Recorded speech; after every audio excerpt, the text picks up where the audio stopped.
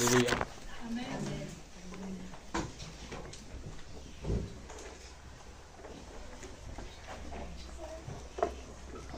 Alléluia.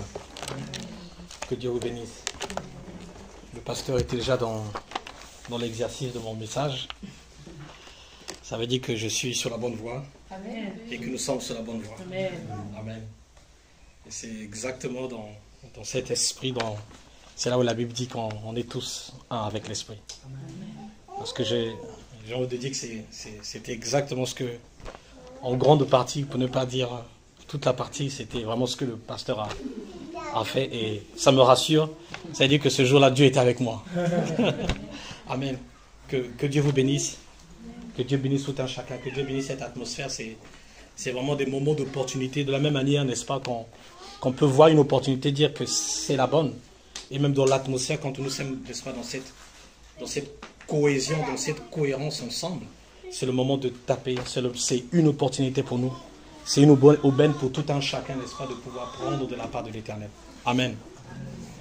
Et que Dieu bénisse tout un chacun pour cette atmosphère de... Je suis convaincu que je suis sûr, n'est-ce pas, par les yeux de ma foi, que tout un chacun a été béni en ce moment. Amen. Et que nous allons encore être bénis encore dans ce message. Amen. Et bien au-delà encore de la journée. Amen. Que Dieu vous bénisse. Amen. Le mercredi, on a commencé avec ceux qui étaient là, on a commencé un bon message, par la grâce de Dieu. C'était sur la guérison. On a parlé un peu de la guérison selon la Bible, de comment, n'est-ce pas, Dieu pouvait nous guérir, de comment Dieu guérit. Parce que Dieu est toujours dans l'affaire de guérison. En effet, c'est même l'un de ses business préférés, guérir. De la même manière que quelqu'un dira que mon business, n'est-ce pas, c'est de vendre une chaussure ou une sandale. Christ, son business, c'est guérir. Tout son ministère à 90%, pour ne pas dire à 100%, c'était guérir. Donc c'est son business préféré. Et pour ça, effectivement, pour pouvoir attirer, n'est-ce pas, d'autres partenaires, il faut que ces partenaires puissent être aussi, n'est-ce pas, prendre goût à son affaire, à son business. Amen. Voilà pourquoi il nous a suscité, toi et moi, n'est-ce pas, de faire partie de ces ouvriers, comme la Bible dit. Nous sommes ouvriers avec Dieu, nous sommes partenaires. C'est-à-dire que si nous sommes partenaires, n'est-ce pas, dans les affaires du ciel, qui à 90%, 100% parle de guérison, c'est-à-dire que nous sommes les premières personnes à pouvoir être des témoins de cette guérison. N'est-ce pas? Quelqu'un aussi en entreprise, pour que quelqu'un aille faire, n'est-ce pas, le marketing ou parler du produit, c'est-à-dire que quelque part, il connaît, il a testé, il connaît le produit. Amen. Donc si nous partons et si nous devons parler de Jésus dehors, c'est-à-dire qu'effectivement, Dieu nous a guéris et nous serons en mesure, avec confiance, de dire que le Dieu que je prie guérit. Amen. Donc ça veut dire que ça l'intéresse. Il est intéressé à ce que tout un chacun soit guéri. Quelle que soit la forme de maladie, quel que soit le type de guérison, Dieu est intéressé par cela. C'est son business préféré. C'est là où il excelle le mieux. Il n'y a pas un autre homme, pour ne pas dire il n'y a pas un autre Dieu, qui excelle dans la guérison que notre Dieu. Et là, je parle de toute forme de guérison. Que ce soit physique, mentale, peu importe, quelle que soit la liste. Dieu est capable de guérir. Amen. Et aujourd'hui, on va encore aller frapper dans cette guérison. Amen. On va encore dire à Seigneur, oui, je veux être ton partenaire. Oui, je reconnais que je suis ton partenaire. Voilà pourquoi je viens prendre ma guérison ce matin. Amen. Amen. Que Dieu bénisse tout un chacun. Et donc le mercredi dernier, on a pris, n'est-ce pas, sur les portes de guérison. Sur comment la guérison pouvait, n'est-ce pas, prendre forme par nos oreilles, de ce que nous entendons. Que nous devions faire attention à ce que nous entendons, surtout concernant la guérison. Parce qu'on était sur le thème de la guérison. Que si quelqu'un vient te dire, ben, cette maladie, n'est-ce pas, ne pourra jamais être guérie, faisons attention à ce qui rentre par nos portes des oreilles. Amen. Amen. Que c'est très impératif. Que même si, j'ai envie de dire, le plus grand médecin, le plus grand expert en médecine vient nous dire qu'effectivement, ce problème persiste, qu'il n'y a plus de guérison, faisons attention à ce qui rentre dans nos oreilles. N'est-ce pas? Et bien sûr, ce principe s'applique sur toutes les choses. Mais le mercredi n'était plus axé sur la guérison, sur le mal, que ce soit physique. N'est-ce pas? Que faisons attention à ce qui rentre dans nos oreilles. Quand on vient te dire effectivement que le mal qui persiste depuis 10 ans, 15 ans, que ça s'empire, c'est pas grave, mais faisons juste attention à ce qui rentre. Et on a vu effectivement que ce qui rentre dans nos oreilles, n'est-ce pas, affecte notre vision de voir les choses. Et on avait illustré le mercredi qu'on a pris l'exemple d'un enfant. Quand on dit un enfant qui est un fantôme qui existe, la même chambre où il a l'habitude d'aller dormir en paix, tranquillement, ce jour-là, subitement, l'obscurité devient une forme de fantôme. Non pas parce que le fantôme a existé, mais parce que ce qu'il a entendu, n'est-ce pas, s'est manifesté par ce qu'il voit. Le simple, n'est-ce pas, rideau ou vêtement prend une forme de fantôme. Il a matérialisé ça avec ses yeux, parce qu'il a entendu fantôme. Quelque part, ça s'est matérialisé. Donc, inversement, si j'entends guérison, quelque part, mes yeux vont aussi manifester cette guérison. Et je vais commencer à voir cette guérison. Alléluia. Amen. Donc, c'était important de pouvoir faire attention à nos portes, n'est-ce pas? De voir, d'écouter et de garder dans nos cœurs. Amen. Que Dieu nous bénisse. C'était juste un petit récap du mercredi. Et c'est la beauté d'être en mercredi parce on apprend, on décortique, n'est-ce pas Marilyn? On prend plaisir, on va en profondeur, on découvre des choses extraordinaires que peut-être pas le dimanche, n'est-ce pas, qu'on n'a pas eu le temps et que le temps ne nous suffit pas, on peut continuer le mercredi. Voilà pourquoi c'est formidable et je pense que tout un chacun a été béni ce jour-là. Amen. Cette fois-ci, on va prendre une belle histoire d'un homme que nous connaissons tous, que nous admirons, moi en premier. Si je parle de cet homme, n'est-ce pas, ou je parle de ce passage, parce que j'étais moi-même en premier admiratif de cet homme. Et c'est formidable que Dieu, n'est-ce pas, parle de lui et que la Bible parle de lui. Il s'agit, n'est-ce pas, de Élie. Je pense que tout un chacun connaît Élie. D'une manière ou d'une autre, on connaît Élie, on connaît, n'est-ce pas, quand on parle d'Élie, on parle de la puissance de Dieu, on parle de, n'est-ce pas, il y a la belle histoire avec les prophètes de Baal, n'est-ce pas, sur lesquels il a exercé, il a montré la gloire de Dieu dans toute son épopée, dans toute son histoire. Et donc c'est de cet homme dont la Bible parle, et c'est de cet homme, n'est-ce pas, qu'on va découvrir. Mais d'une autre facette.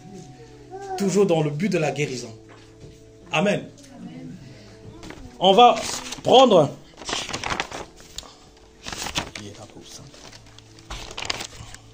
On va prendre Jacques chapitre 5, de verset 17 à 18. Ça sera notre verset phare. Je veux qu'on se connecte ensemble, qu'on touche, parce qu'il y a des choses extraordinaires qu'il va dire. Et je suis sûr qu'on va être béni.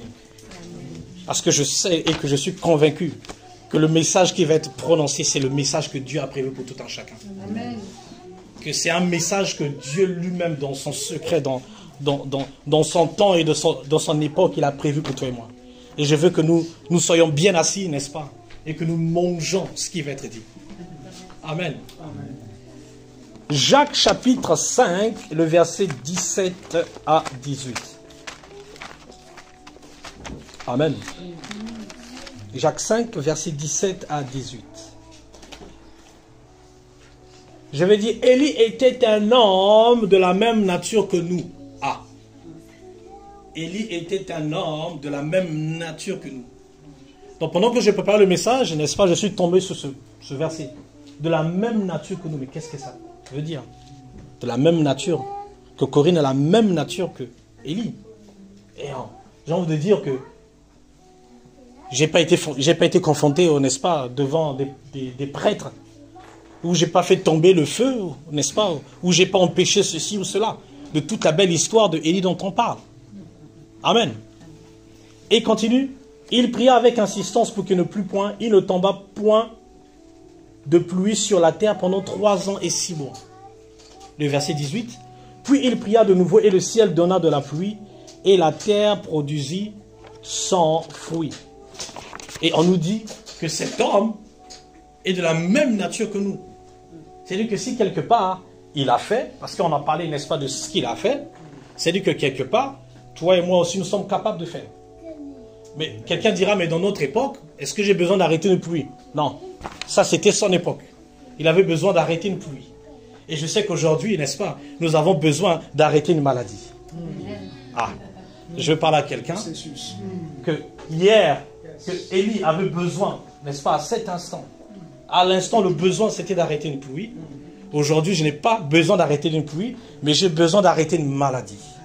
J'ai besoin, n'est-ce pas, de proclamer une guérison. Parce que je suis de la même nature que lui. Amen. Amen. Est-ce qu'on suit? Amen. On est dans la guérison. on est dans la guérison. Amen. Donc on va repartir à Élie pour voir, n'est-ce pas, pour décortiquer, pour manger ce que ce Élie, ce personnage fantastique que nous admirons tous et que nous avons une belle histoire, qu'est-ce qui s'est passé? On va aller dans 1 Roi chapitre 17. Alléluia. 1 Roi chapitre 17. 1 Roi chapitre 17.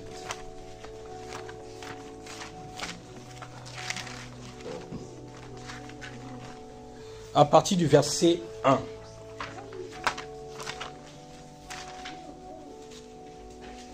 Un Roi chapitre 17 à partir du verset 1.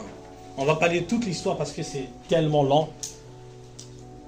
Mais on va juste lire une portion, n'est-ce pas, que Dieu nous a inspiré, pour lequel on a besoin aujourd'hui. Ça ne veut pas dire les autres passages, nous n'avons pas besoin, non. Toute la parole est faite pour inspirer, pour édifier. Mais à l'instant, ce dont nous avons besoin, n'est-ce pas, c'est les passages ou les morceaux de versets sur lesquels on va naviguer. Ça ne veut pas dire une fois de plus que les autres n'ont aucune importance, non. Les autres versets sont autant importants, ont autant un effet. Mais aujourd'hui, c'est ces passages qui vont nous faire effet. Amen. On va prendre, je répète, 1 Roi chapitre 17. On va prendre à partir du verset 1. Élie le Tishbite, l'un des habitants de Galade, dit à Akab: l'Éternel est vivant, le Dieu d'Israël dont je suis le serviteur. Il n'y aura ces années ni rosée ni pluie, sinon à ma parole. Le Dieu dont je suis le serviteur. Voilà déjà un point clé, n'est-ce pas, qui nous permet de nous corréler avec la nature d'Élie. C'est-à-dire que Élie était un serviteur de Dieu, ou Élie était un enfant de Dieu, de la même manière que toi et moi, nous sommes aussi enfants de Dieu. Voilà notre point commun déjà un. On a dit que Élie, dont je suis le serviteur, n'est-ce pas? De la même manière que Corinne pourra dire que le Dieu dont je suis aussi enfant de Dieu, dont aussi je sers. Amen. Ça veut dire que, n'est-ce pas, Élie savait qu'il était, ou sa relation par rapport à Dieu, n'est-ce pas, qui est la première fondation pour la suite. C'est-à-dire que tant que toi et moi, nous serons encore douteux sur, est-ce que Dieu m'aime, est-ce que je suis son enfant, ça veut dire quelque part, on n'est pas en train de se braquer dans la même nature que Élie. Amen. Ça veut dire que c'est important, c'est fondamental, chers frères et sœurs, de savoir que tu appartiens à Dieu. C'est savoir que je suis de Dieu. Il a dit, n'est-ce pas, à Akab, il a dit à quiconque voulait entendre que je suis serviteur de Dieu. Et à partir de là, il a prononcé que quelque chose devait se passer. Amen. Amen. Ça veut dire que, n'est-ce pas, quand je prononce une parole sans forcément savoir sur qui je m'appuie, cette parole ne peut ne pas forcément avoir un effet. Amen. Amen. Ça veut dire qu'à cet instant, que Élie, n'est-ce pas, a prononcé 3 ans, n'est-ce pas, de sécheresse, c'est-à-dire qu'à l'instant où moi je dois prononcer, je dois savoir sur quoi je m'appuie, ou en fait, sur qui je suis pour prononcer ces paroles. Il a dit à mes paroles. Vous voyez, très souvent, on attend la parole de quelqu'un d'autre. Très souvent, n'est-ce pas, on attend que Barbara vienne le dimanche pour nous parler, ce qui n'est pas mauvais. Ce qui n'est pas mauvais, qui est une bonne chose. Elle vient pour nous réconforter, pour nous fortifier. Que Dieu continue à la bénir profondément. Mais à cet instant, n'est-ce pas, au moment où Barbara n'est pas là, comment je dois me tenir face à la situation? Il dit à ma parole. Et pourtant, il dit de la parole de Dieu, je sers de Dieu, il aurait dit à la parole que Dieu m'a donnée, ou que Dieu, n'est-ce pas, m'a envoyé. Il a dit à ma parole. C'est-à-dire qu'à l'instant, n'est-ce pas, où il s'est connecté avec la nature qui lui appartient, sa parole était reliée à la parole de Dieu. Amen. Et que quelque part, dans sa tête, il ne s'est pas dit, est-ce que c'est ma parole? Est-ce que c'est Dieu qui veut? Est-ce que c'est la volonté de Dieu que je sois guéri?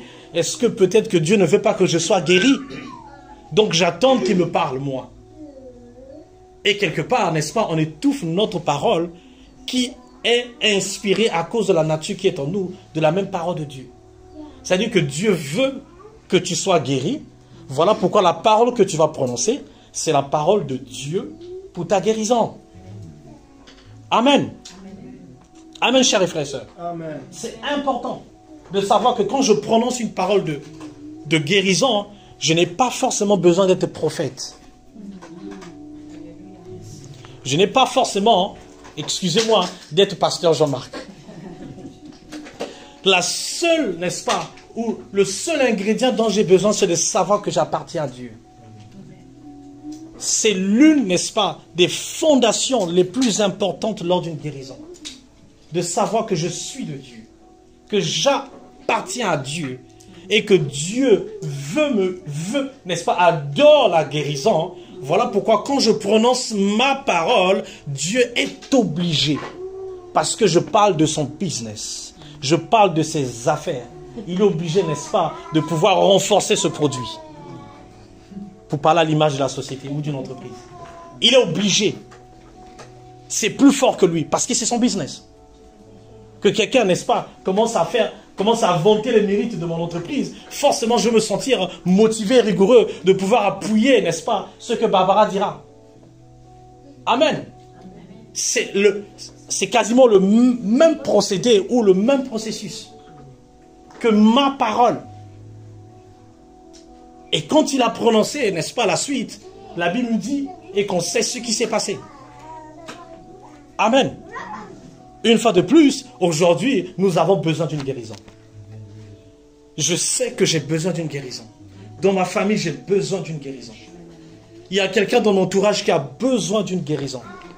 Voilà pourquoi je peux me tenir comme Élie et prononcer à ma parole. Amen. Et la Bible nous dit qu'il y a eu la pluie. Ça s'est passé selon ses dires. Une fois de plus, il ne s'est pas posé la question est-ce que c'est la volonté de Dieu de ne pas faire tomber la pluie. Parce que très souvent on est douteux par rapport à ça. On se dit est-ce que c'est la volonté de Dieu pour que je sois guéri?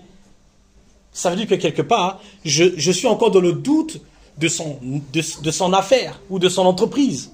Je doute encore de son produit. Je ne suis pas confiant que son produit est ce dont il veut vendre. Amen.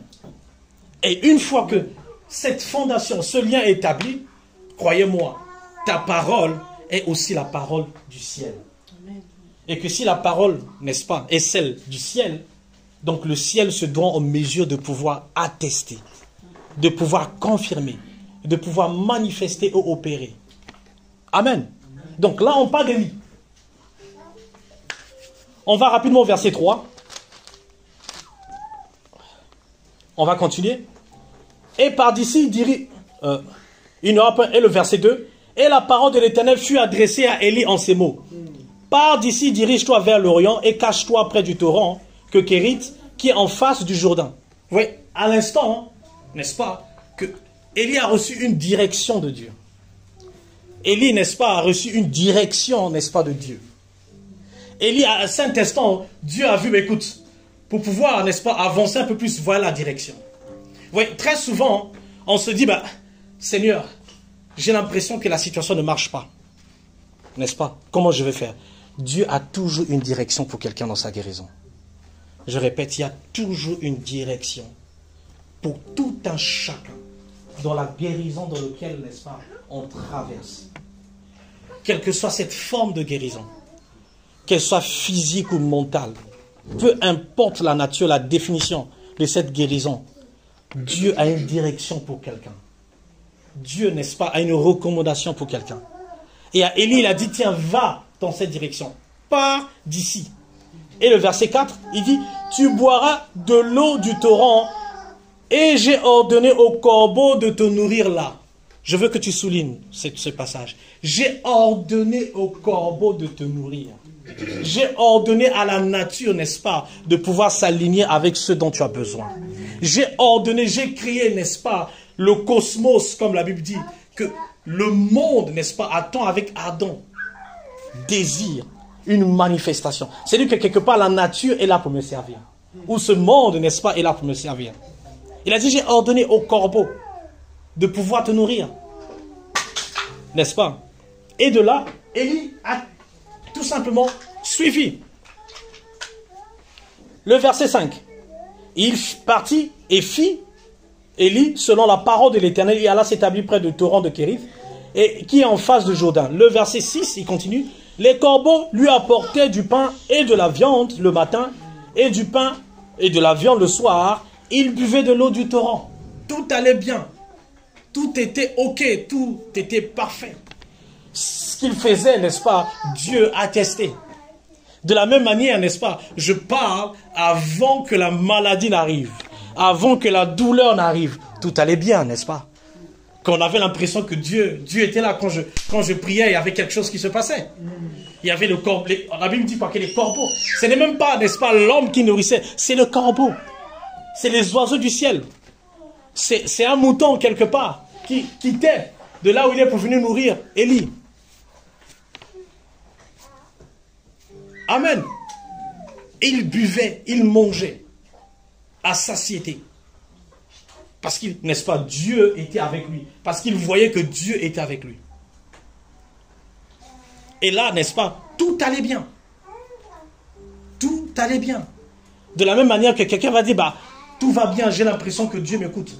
Oui, on est dans cette phase également. Comme Élie. N'est-ce pas? Avant que la douleur n'arrive, avant que le mal ou la situation n'arrive. Et on va découvrir quelque chose d'extraordinaire. Qui est avec moi? Qui me suit? J'espère que vous me suivez. Je ne vais pas trop vite, n'est-ce pas, sur mon message. Sinon, je veux couper le suspense. Amen. Je veux que vous me suivez. On est sur la même nature que Élie, dans notre Jacques. Et je veux qu'on aille, n'est-ce pas, décortiquer un peu ce qui s'est passé dans la vie de Élie. Et bien sûr, axer, n'est-ce pas, vers notre point de ce matin, la guérison. Bien sûr, ce passage s'applique sur tellement de choses. Mais on veut axer sur la guérison. On continue. Le verset 7. Mais au bout d'un certain temps, le torrent fut sec. Là où Dieu m'envoie, il dit, va là où le torrent, et puis ça devient sec. Donc, ce n'est pas de Dieu, ça. Au bout d'un temps, le torrent fut comment? Sec. Mais, au bout d'un temps, Dieu qui m'envoyait vers un torrent, que Dieu qui est créateur du ciel et de la terre, comment là il m'a envoyé, il peut avoir un torrent sec, il peut avoir, n'est-ce pas, une pénurie, il peut commencer une difficulté, un problème. Comment, n'est-ce pas, le Dieu que je sers, le matin et soir, que je prie, Seigneur, bénis-moi, protège-moi. Mais comment se fait-il que cette maladie apparaît? Comment se fait-il, n'est-ce pas, que ce mal, subitement, apparaît dans ma famille? Comment? C'est-à-dire que Dieu n'était pas là au départ? C'est-à-dire que Dieu n'existait pas ou ce n'était pas la parole de Dieu? Rappelons-nous, la parole de Dieu lui fut adressée. Dieu merci qu'au début, on nous a dit de qui venait cette parole. Sinon, à ce verset, on serait posé la question, je me serais posé la question, mais au final, qui t'a envoyé là-bas, Élie? Qui t'a envoyé? Et que si la Bible nous a précisé que la parole fut adressée à Élie de la part de l'Éternel, ça veut dire que toi et moi, on est convaincus, ça venait de l'Éternel. Amen. Que la Bible n'a pas menti. Il ne nous a pas caché, n'est-ce pas, l'auteur de cette parole. Mais il est parti, la sécheresse commença à prendre forme. Dans le même torrent que Dieu l'a dit, va t'abreuver, va boire et manger. La maladie, le problème, la difficulté, le mal commença à prendre forme. Et là, n'est-ce pas, moi, je vais me poser la question, Seigneur, qu'est-ce que j'ai fait de mal? Qu'est-ce que j'ai pas bien fait? Mais jusqu'à présent, on n'a pas dit que Élie a fait quelque chose de mal pour que le torrent puisse finir. Ou encore, on n'a pas dit qu'il a trop pris ou il a trop consommé du torrent. On parle, n'est-ce pas, d'une rivière. On parle d'un endroit que aucun... On s'imagine qu'il n'a pas consommé jusqu'à ce qu'il soit sec. On est d'accord? Et qu'il ne pouvait rien faire pour que le torrent soit sec. Mais on nous dit que le torrent, subitement, a commencé à devenir sec. Le torrent, n'est-ce pas, commençait ne plus à breuver ce dont Élie avait besoin. Amen. Donc la difficulté est arrivée, la maladie est arrivée. Et on se pose, mais Seigneur, je suis chrétien depuis 1895, par le biais de mes ancêtres. J'ai toujours vécu dans un milieu chrétien. Seigneur, je me suis toujours abstenu de X ou de Y. Seigneur, je t'ai toujours donné ma vie. Pourquoi cette situation arrive? Je pense que je ne suis pas le seul à me poser cette question. Amen. Je ne suis pas le seul. Quelqu'un ici se pose aussi la même question que moi. Amen. Pourquoi ce problème? Pourquoi cette maladie? Pourquoi cette sécheresse, n'est-ce pas, dans mon être, dans ce qui me concerne? N'est-ce pas, Christian? On se pose tous la même question. Mais Seigneur, j'étais confessé depuis l'âge de 11 ans, depuis l'âge de 10 ans. J'ai commencé à te suivre, mais pourquoi ces situations? Pourquoi ça perdure? Pourquoi ça insiste? Pourquoi le mal, au lieu encore de rester stable, il s'empire? Comme quoi le mal s'empire toujours. Amen. Est-ce que je parle à quelqu'un ce matin? Est-ce que je parle à quelqu'un ce matin? Que le mal s'est empiré et le torrent est devenu sec.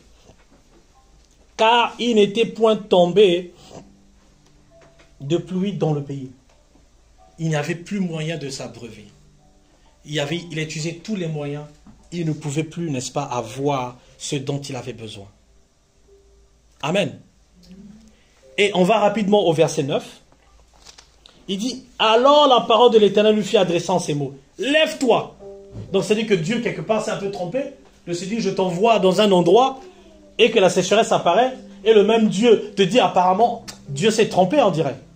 S'il m'envoyait vers ce torrent qui est sec, il vient encore me dire, n'est-ce pas, à Élie, d'aller à un autre endroit. C'est-à-dire que Dieu, sa parole n'est pas très effective. Parce qu'on sait que c'est le grand Dieu. Quand il dit une chose, c'est pour la vie, c'est pour l'infini. N'est-ce pas, Lancelot? Je ne peux pas dire que Dieu va me donner une direction X et que demain il va se tromper. Je mets ça entre griffes. Il n'est pas comme moi. Moi, aujourd'hui, je peux donner une mauvaise direction, n'est-ce pas? Où le GPS peut se tromper et après il va se tourner. C'est normal, c'est un GPS. Mais Dieu n'est pas un GPS. Amen. Amen. Donc, quelque part, une autre direction encore arrive. Il ressent encore une autre direction. Comme quoi, on aura l'impression que Dieu s'est racheté. Pour l'avoir envoyé dans un torrent qui est sec, il faut vite, n'est-ce pas, sauver les meubles, comme on dit, pour aller dans un autre endroit. Et quand il reçoit cette direction, où il reçoit cette parole, n'est-ce pas, cette parole pour le motiver, pour l'encourager, n'est-ce pas, il va. Il va encore. De la même manière, n'est-ce pas, que nous avons reçu des paroles. Des paroles que Dieu nous a données, nous a mis dans notre cœur. Que tu es guéri, tu seras guéri.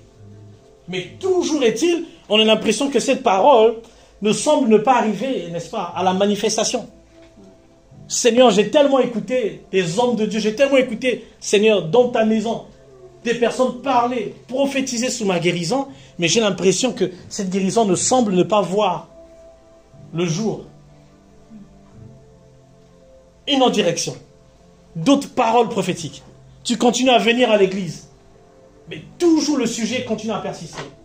In fact, même avant d'arriver, tu envoies un message pour te dire que la situation s'empire.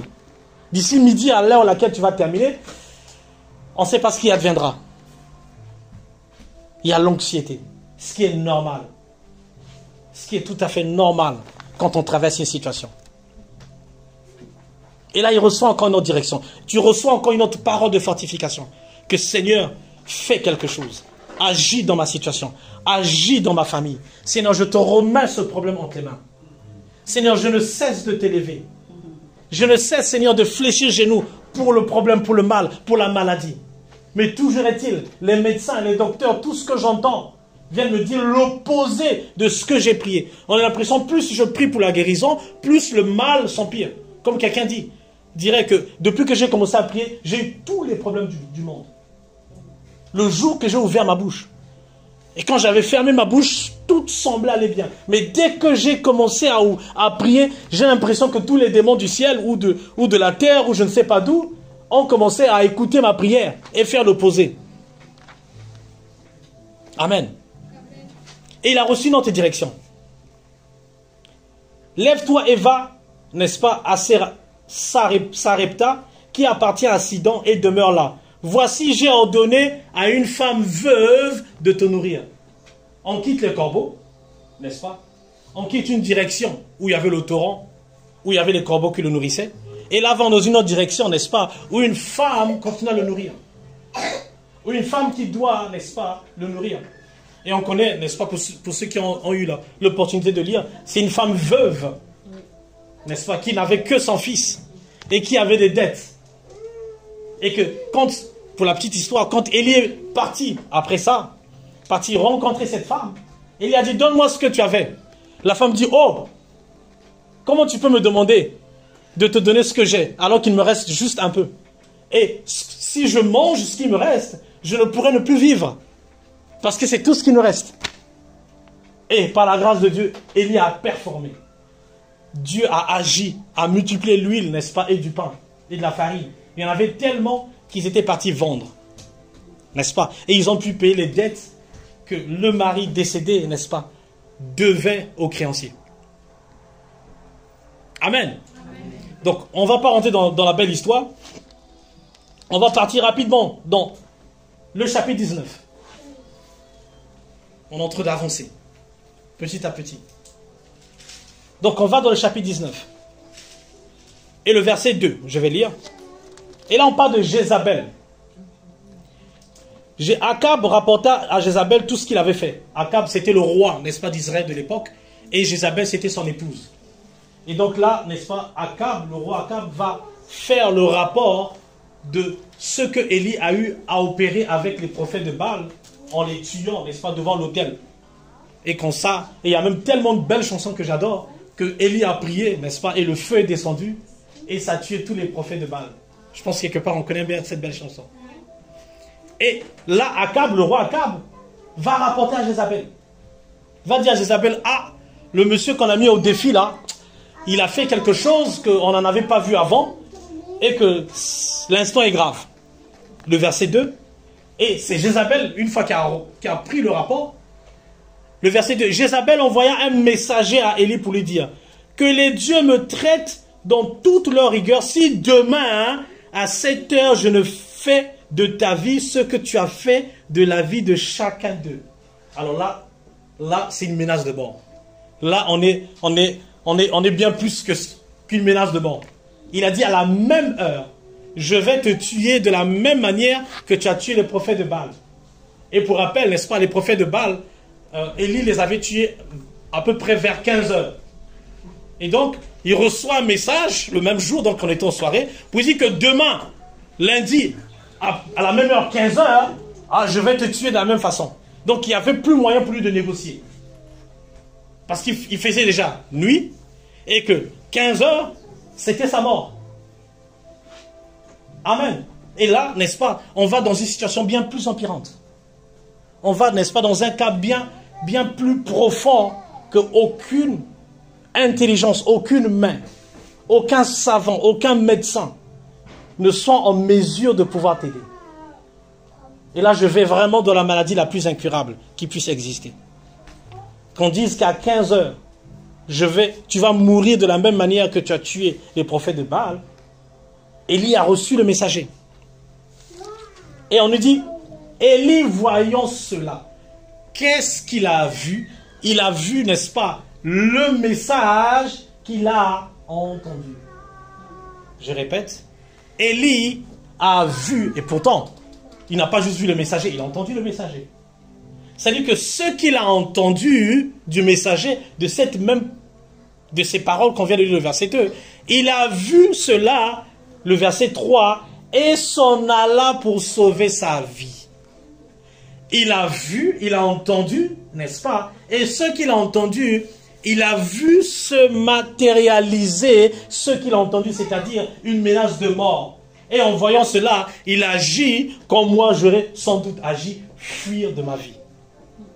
J'irai aussi fuir. Amen.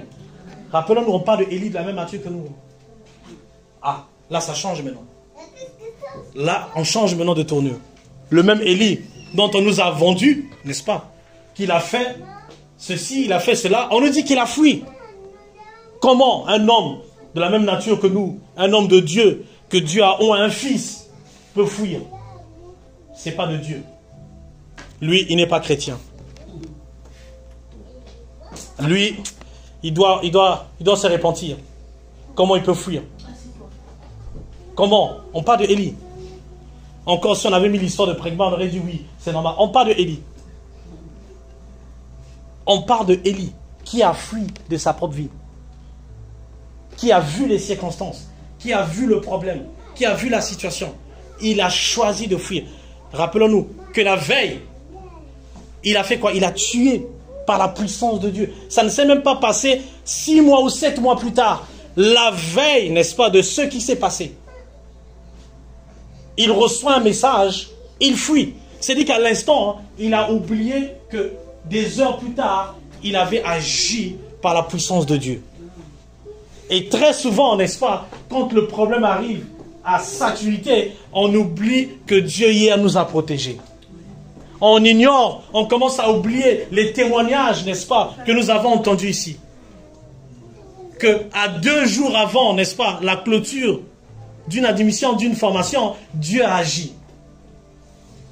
Et des heures plus tard, on oublie ce témoignage. On oublie, n'est-ce pas, que, comme Barbara a dit, je vais citer sa phrase, que c'est pratique d'avoir un pasteur dans sa vie. C'est pratique. On oublie. Parce que la situation est arrivée. Élie a oublié que c'est lui, n'est-ce pas, qui est venu sauver le peuple, les enfants d'Israël, n'est-ce pas, de Jézabel, des prophètes. Il a oublié. Il a oublié le témoignage qui s'est passé hier. Et nous également, n'est-ce pas, quand vient le mal, vient la difficulté, le problème, la maladie, on oublie que Dieu, n'est-ce pas, a aussi guéri quelqu'un hier. On oublie même le témoignage que quelqu'un, ou qu'on suit, ou qu'on, aujourd'hui avec, n'est-ce pas, tous les médias, tous les outils à notre disposition, d'informations, pour pouvoir écouter un message, n'est-ce pas, de quelqu'un qui a été guéri hier. Mais des heures plus tard, on oublie. On met de côté que quelqu'un, n'est-ce pas, a fait dans sa vie. Parce que la douleur est tellement intense. La maladie est tellement en avance que je n'ai pas d'autre moyen d'attendre de l'Éternel. Je n'ai pas d'autre moyen, n'est-ce pas, de me rappeler de ce que Dieu a fait dans ma vie. Ou encore, peut-être pas dans ma vie, mais dans la vie de celui qui est à côté de moi. C'est-à-dire que si Dieu a fait, n'est-ce pas, dans la vie de celui ou celle qui est à côté de moi, c'est-à-dire que aussi ce Dieu est vivant, il est capable de faire dans ma vie. Amen. Et donc ces témoignages, c'est pour nous renforcer, pour nous dire que Dieu est capable. Que Dieu, n'est-ce pas, n'est pas mort. Il n'est pas dans les écrits. Il n'est pas dans le livre d'histoire géo. Amen. Et on oublie souvent quand vient la difficulté. On oublie quand la douleur atteint, n'est-ce pas, son apogée. On oublie, n'est-ce pas, quand le médecin vient dire que j'ai tout essayé. Depuis 10 ans, depuis 20 ans, qu'il n'y a plus moyen. À ce moment, on commence à réfléchir avec nos propres yeux. On commence à réfléchir avec notre propre intelligence. Et Élie a quoi? Il a fui. Celui dont Jacques me dit qu'il a prié, il a fait ceci, il est aussi un fuyard. Il a fui de sa propre vie. Et il arriva à Beersheba, qui appartient à Juda, et il laissa son serviteur. C'est-à-dire qu'il a fui dans une direction que Dieu ne l'avait plus donnée. C'est-à-dire qu'il a décidé, bon, là où Dieu m'a envoyé, apparemment ce n'est pas sécurisant pour moi. N'est-ce pas, ou là où je viens pour prier, pour glorifier le nom de Dieu, ou chaque matin, n'est-ce pas, tout ce que j'entreprends par rapport à cette maladie, j'ai l'impression que ce n'est pas suffisant. Il faut que je change, il faut que j'arrête. Et très souvent, à cause de la difficulté, on a du mal encore à prier. Ce qu'on faisait hier, pour prier, pour méditer, pour louer Dieu, venir à l'église, à cause tellement la difficulté, tellement le problème est grand, on se dit que j'ai perdu du temps à l'église, il faut que je trouve d'autres stratégies. Sinon, à 15 heures, je risque de ne plus m'en sortir. Il faut que j'arrête de prier. Ce Dieu-là, c'est un Dieu menteur. C'est un Dieu, n'est-ce pas, comme quelqu'un dit, c'est un Dieu du passé. Ça, c'est des choses qu'il a fait hier. Aujourd'hui, il ne le fait pas. Dieu merci, il y a toujours des témoignages extraordinaires. Que 2 jours avant la clôture, que quelqu'un accepte son candidat. Pas parce que, je ne sais pas, peut-être que vous vous connaissiez. Après la clôture même. Donc c'était pire. C'était déjà fermé. 2 jours après la clôture. Donc tu connaissais la dame peut-être? Tu l'avais déjà vue? Bon, au moins ça me rassure. Je me disais dans ma tête peut-être que vous vous connaissiez. Vous avez mangé ensemble un café. Mais au moins tu me rassures. Qu'elle ne se connaissait pas. Il n'y avait aucune relation. Il y avait, n'est-ce pas, aucun contact. Je ne te connais pas, elle ne la connaît pas. Mais si ce n'est pas que de Dieu qui agit, je ne sais pas qu'on m'explique que 2 jours après la clôture, que quelque chose, qu'un miracle s'opère. Quelqu'un va dire ça paraît banal, c'est pas grave. Mais si Dieu, n'est-ce pas, a eu à faire ça dans la chose la plus banale, ça dit que la chose la plus sérieuse, Dieu va encore mieux s'investir. Dieu va encore mieux s'investir. Amen. Si je me dis, oh, c'est une formation, si elle manque ce mois-ci, elle peut encore, n'est-ce pas, se rattraper le mois prochain, l'année prochaine. C'est pas grave. Mais par rapport à ma maladie, je n'ai que jusqu'à 15 heures. Hein. C'est encore plus grave. Ça, je te l'accorde. Mais si Dieu a fait pour la chose la plus banale, à plus forte raison, pour les choses pour lesquelles il a à cœur, guérir, qu'est-ce qu'il ne ferait pas? Amen. Amen. Amen. Amen. Élie a fui. Il a pris la clé des champs, comme on dit. Et il continue, le verset 4. Pour lui, n'est-ce pas, il alla dans le désert où après une journée de marche, il s'assit sur un genêt et demanda la mort en disant, c'est assez, maintenant, Éternel, prends mon âme car je ne suis pas meilleur que mes pères.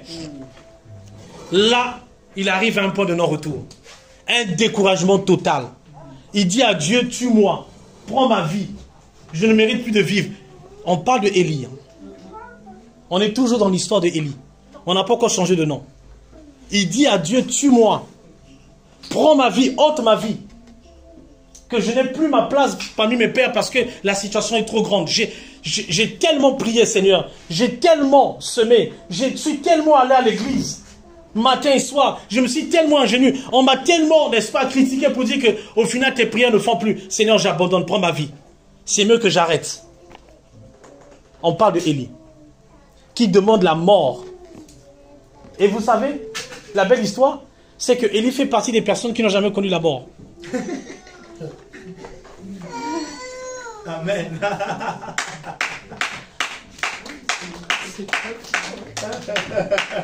Élie fait partie de ces personnes qui n'ont jamais connu la mort. Dieu l'a pas exaucé. Dieu ne l'a pas exaucé pour la mort. Et pourtant, il a dit, Seigneur, arrache-moi, tue-moi. Dieu a dit non. J'ai plus que ça. J'ai plus que ça. J'ai plus que ça.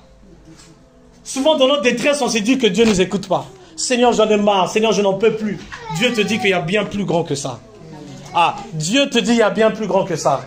Et pourtant, là, Dieu ne l'a pas dit. Dieu ne l'a pas. N'est pas venu lui dire que, Élie, rassure-toi, tu ne vas pas mourir. Personne ne va ôter ta vie. Tu ne vas même pas connaître la mort chez Jézabel et aussi la mort physique. Il a été enlevé. N'est-ce pas? Vous allez voir dans 2 Rois, chapitre 2, le verset 1 à 14. Juste pour élucider un peu cela. Dans 2 Rois, vous allez lire qu'il n'a pas été tué. Il n'a pas connu la mort physique. Et pourtant, il a demandé la mort à Dieu. Dieu devait l'exaucer. Il a prié et dit, Seigneur, je veux ma mort, tue-moi. Parce qu'il était en moment de détresse. N'est-ce pas? Même ses plaintes, même ses pleurs, n'est-ce pas, étaient un sujet de prière pour Dieu. Même ses plaintes. Amen. On parle de Élie de la même nature que moi. Même quand je me plains devant Dieu, Seigneur, je n'en peux plus, j'en ai marre. Que quelqu'un va te dire, pasteur, on ne dit pas ça à Dieu. Tu ne peux pas dire à Dieu que j'en ai marre. Oui, il ne peut pas venir me dire à moi. Parce qu'il sait que je ne serai pas en mesure de pouvoir faire quelque chose. Mais à Dieu, Dieu est capable de faire. Dieu est capable de faire. Amen. Dieu ne l'a pas dit, pasteur Jean-Marc, comment, toi un grand pasteur, depuis l'âge de 11 ans, tu viens dire que j'en ai marre. Il faut que tu te repentisses. La guérison là, on en reparlera l'an prochain, quand tu ne vas plus parler de ça. Je rappelle, Élie n'a pas connu la mort. Il a été enlevé, comme Enoch, avant lui. Amen. Et on continue. Seigneur. Tellement magnifique. Et donc il va dans un désert. Non seulement la situation qui est encore pire, il choisit une direction, n'est-ce pas, qui est encore bien plus pire que cela. Vous voyez, très souvent, quand on pense que Dieu n'agit pas, on se dit que peut-être que Dieu n'est pas en mesure de faire, laisse-moi faire avec mes moyens. On pense bien faire, mais on va dans un désert. je ne vais pas dire on empire la situation parce qu'elle se soit déjà empirée. Mais on s'éloigne encore, n'est-ce pas, de la solution, de la guérison, ce dont nous avions besoin. Il est parti dans un désert. Élie est parti dans un désert, là où Dieu ne l'a point envoyé. Et quand on parle de désert, n'est-ce pas, c'est les endroits les plus froids au monde et les plus chauds au monde. N'est-ce pas? De journée, il fait très chaud. De nuit, il fait très froid. On est, n'est-ce pas, dans l'extrême. Il n'y a pas un juste milieu dans le désert. Amen. Le verset 5. Il se coucha et s'endormit sous un genêt. Et voici un ange le toucha et lui dit, lève-toi et mange. Un ange l'a localisé dans ce problème, dans ce désert. Un ange est venu lui dire, écoute, même si tu es dans le désert, je ne vais point t'abandonner. Oh, même si tu as choisi, n'est-ce pas, d'aller dans le désert, je vais te localiser. Un ange est venu le localiser. Quand il était dans le désert. Amen. Et lui dit, le verset 6, il regarda, il y avait en son chevet un gâteau sur des pierres, n'est-ce pas, et une cruche d'eau, il mangea et but et se recoucha. Un ange est venu le fortifier. Un ange, n'est-ce pas, est venu le réconforter. Un ange est venu le rappeler que, hey, tu es de la même nature que nous. Un ange est venu lui dire que malgré la difficulté, malgré le désert, malgré le problème le plus difficile qu'on peut imaginer, malgré la douleur, n'est-ce pas, qui nous empêche de dormir, l'ange est venu le fortifier. L'ange est venu à sa rencontre. L'ange est venu lui dire, lève-toi et mange. L'ange est venu le réconforter. Amen. L'ange est venu le réconforter. Il était découragé parce qu'il a vu la situation qui était tellement pire. Mais malgré le choix d'aller dans le désert, Dieu ne l'a pas abandonné. Dieu ne l'a pas rappelé que tu as vu, tu as mal pris la situation ou tu as fait le mauvais choix, ben, il n'y a pas de retour pour toi. Il n'y a pas une autre solution pour toi. La seule chose qu'il a, c'est mourir. Dieu ne l'a pas permis. Si Dieu n'a pas permis que Élie meure, laisse-moi te décevoir, Dieu ne va pas permettre que ces situations t'envahissent. Si la Bible nous dit que Élie est de la même nature que nous, si Dieu la fortifie dans ce désert, dans cette douleur, Dieu te fortifie dans ce désert également. Dieu te fortifie, n'est-ce pas, dans cette maladie au nom de Jésus. Si Dieu n'a pas permis qu'il meure, ce n'est pas moi qui le dis. Dieu ne va pas permettre que cette maladie te détruise. Dieu ne va pas permettre, n'est-ce pas, que tu puisses aller loin de sa guérison. Il va toujours te fortifier. Dieu va te fortifier. Dieu va te fortifier. L'ange est venu le fortifier. Et je veux dire à quelqu'un, ce matin, vous voyez, quand tout allait bien, je répète, je vais attirer ton attention sur ce que je suis sur le point de dire. Quand tout allait bien, la Bible, on a vu, n'est-ce pas, que les corbeaux et une femme a nourri Élie. Et quand tout allait mal, c'est l'ange lui-même qui est venu le nourrir. Le surnaturel est venu le nourrir. Ça veut dire que quand tout va mal, laisse-moi te dire que c'est le moment où Dieu lui-même descend pour te nourrir. C'est le moment le plus propice que Jésus a choisi pour venir te guérir. Quand tout va le plus mal, quand tu es dans un désert, quand la chose s'empire, cette situation est qualifiée expressément que il ne va plus envoyer les corbeaux. Lui-même va se charger de te nourrir. Lui-même va te charger de se nourrir. Lui-même va descendre. La Bible dit l'ange. On n'a plus dit un corbeau. On n'a pas dit un mouton. Ou une vache. Pour lui apporter de lait. L'ange lui-même est descendu pour le réconforter. Est descendu, n'est-ce pas, pour l'encourager. L'ange est descendu pour le guérir. dans la situation la plus profonde, la plus... Et pourtant, on aurait dit, waouh, les corbeaux l'ont nourri. N'est-ce pas? C'est waouh. C'est waouh, les corbeaux. J'aurais aimé, n'est-ce pas, qu'un corbeau aussi vienne s'occuper de moi. C'est ce que je pensais quand je lisais cette parole. Mais quand je me suis rendu compte que, hey, c'est pas le moment le plus important. C'est le moment où l'ange lui-même descend. Ça veut dire que quand c'est le surnaturel quand il descend, c'est le moment le plus important. N'est-ce pas? On ne serait focalisé sur le corbeau que waouh, les corbeaux l'ont nourri matin et soir, l'ont apporté du pain et de l'eau.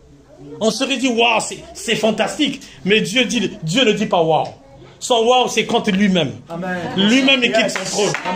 Lui-même se déplace de là où il est pour venir te réconforter. Pour venir t'apporter la guérison. Pour venir te rappeler que, hey, la situation n'est pas terminée. Même si les hommes ont dit qu'à 15 heures, qu'il n'y a plus de solution pour toi, je viens expressément, je viens moi-même te témoigner que la guérison est toujours possible. Que la situation n'est pas finie. Que le problème n'est pas terminé. Que cette maladie... Dieu n'a pas dit son dernier mot.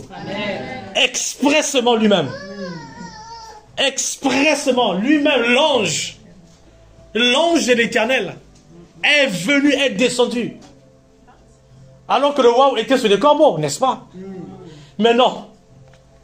Imaginez que si Dieu a suscité des corbeaux pour le nourrir, et que lui-même descende pour nourrir, qu'est-ce qu'il ne fera pas pour toi et moi?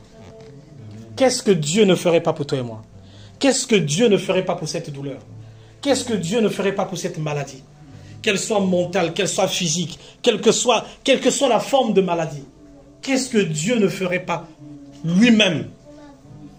Parce que c'était la situation la plus pire. Et c'était la situation la plus éligible de sa présence.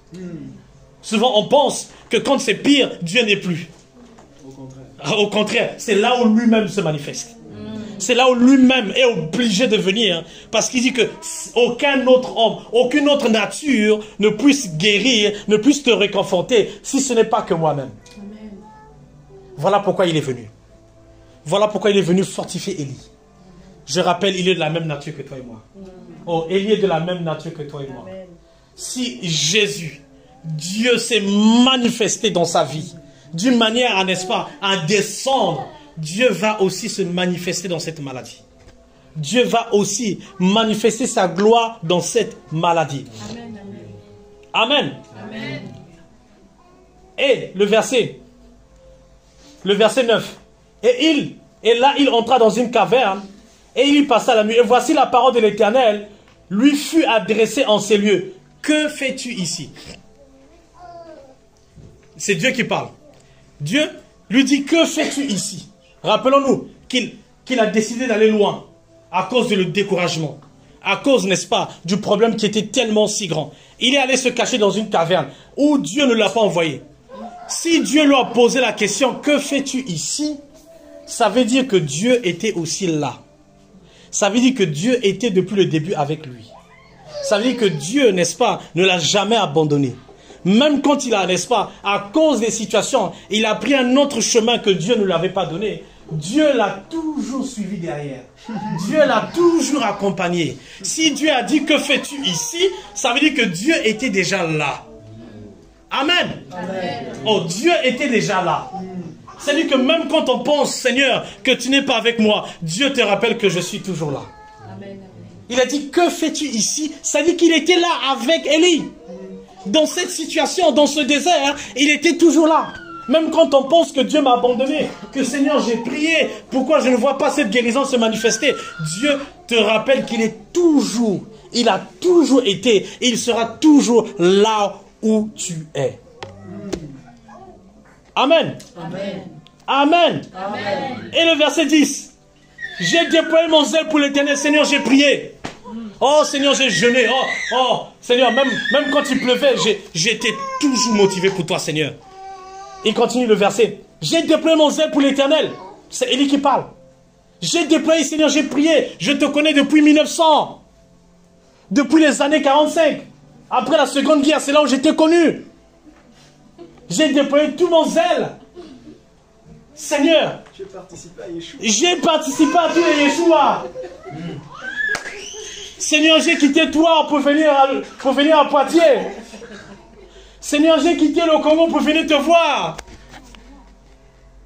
J'ai déployé mon zèle. Et il continue. Dieu des armées, car les enfants, ils ont renversé tes autels et ils ont tué par l'épée tes prophètes. Là, n'est-ce pas, il rappelle la situation que Seigneur, regarde le problème qui est trop grand. Seigneur, regarde la maladie, j'ai tout donné ce jour-là. J'ai été avec toi, je me suis donné corps et âme. Même quand, n'est-ce pas, j'étais fatigué. Seigneur, ma dernière parole avant de fermer mes yeux, c'était Seigneur, je te rends gloire. Mais regarde le problème.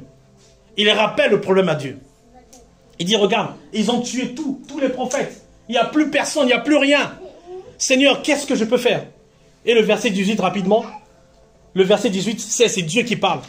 Mais je laisserai à Poitiers 7000 hommes qui n'ont pas fléchi les genoux devant Baal. Là, il parle de son église. Il dit, n'est-ce pas, que même quand tu traverses ces situations difficiles, il y a une église pour te réconforter. Il disait qu'il n'y a plus personne. On a tué tous les prophètes. Dieu l'a rappelé, hey, il y a un endroit où il y a 7000 personnes qui t'attendent. Il y a 7000 personnes pour t'encourager. Où il y a 7000 âmes qui n'ont pas fléchi genoux, qui sont toujours là pour te réconforter, pour te soutenir. Là où 2 ou 3 sont réunis en son nom. Je suis toujours là. Je suis toujours là. Son église, la communauté, les frères et sœurs seront toujours là pour te réconforter, pour prier pour toi, pour intercéder en ta faveur et continuer à louer Dieu. Amen. Rappelons-nous que Élie est de la même nature que toi et moi. Élie a fui. Et pourtant, c'est l'un des prophètes les plus extraordinaires. Élie a abandonné. Il a même dit, tue-moi. Blasphème. Seigneur, comment on peut blasphémer? Tu dis à Dieu, tue-moi. Et Dieu ne te tue pas. Non seulement il ne te tue pas, il t'enlève encore. Amen. Dieu est avec toi. Dieu est avec toi. Il est avec toi. Il est avec toi. Il ne t'a jamais abandonné. Même quand nous avons décidé, n'est-ce pas, de prendre nos propres choix, de prendre nos propres voies, il était toujours avec toi et moi. Il était toujours avec toi et moi.